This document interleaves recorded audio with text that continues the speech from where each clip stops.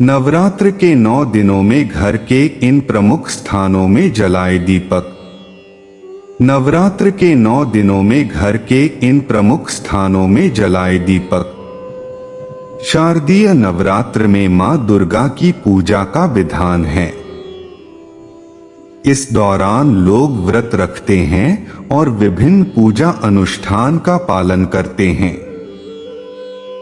ऐसा कहा जाता है कि इस दौरान घर के प्रमुख स्थानों में दीपक जलाने से जीवन के सभी अंधकार से मुक्ति मिलती है। शारदीय नवरात्र का पर्व बहुत शुभ माना जाता है।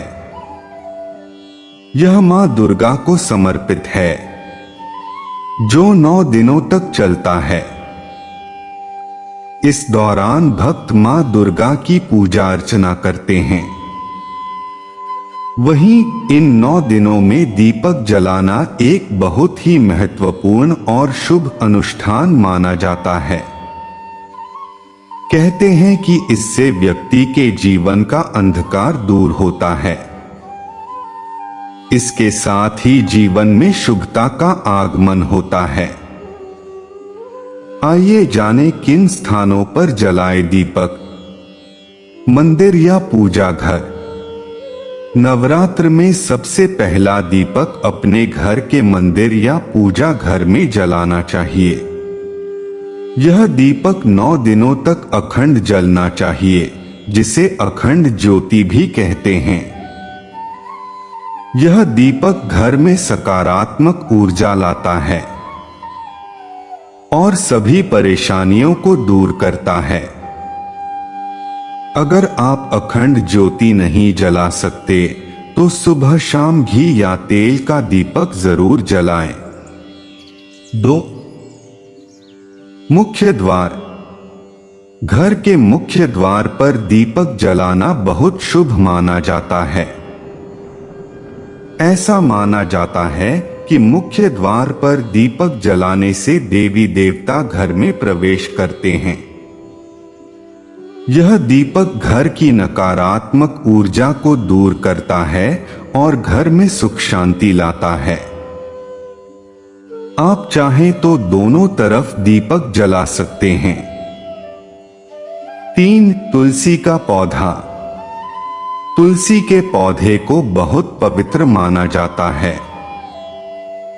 नवरात्र के 9 दिनों में शाम के समय तुलसी के पौधे के पास दीपक जरूर जलाएं।